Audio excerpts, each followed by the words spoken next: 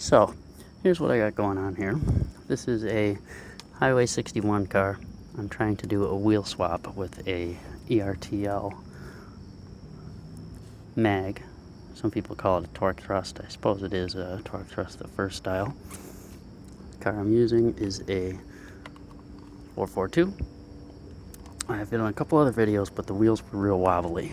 So, if this one goes online, it means it was a success. What I'm going to show you here is get the wheel off.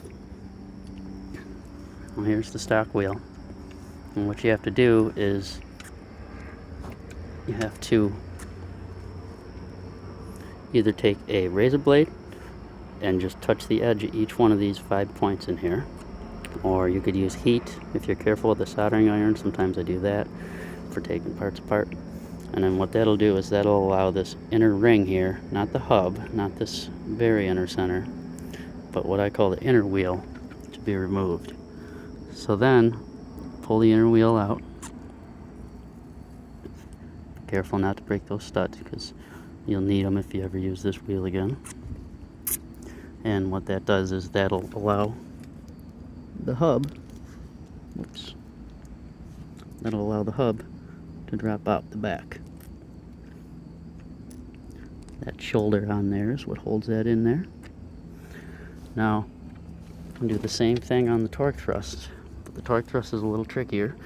You're going to have to do the 5 studs like I mentioned, and then take a fine tip screwdriver, and be real careful when you do this, and always start from the back side and get a screwdriver in there and slowly work your way around, pulling the tire off.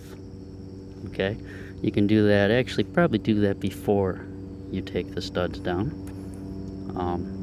and then what you'll be left with is essentially this. You want to start with the back side so you don't screw up the chrome finish there,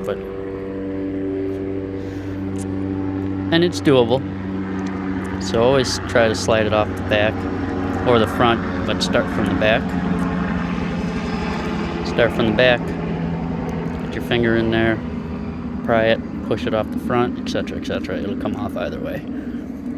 So now, this one, the inner wheel, so to speak, is really half the wheel. This is the torque thrust. Same deal. It's got a hub inside here with a shoulder that holds it on. Also, careful not to break the studs. Now, the problem is the ERTL wheels, the torque thrusts, are just so loose on these, and what I believe is going to be the answer is the thickness of the hub. So, that is the torque thrust hub. That is the standard hub.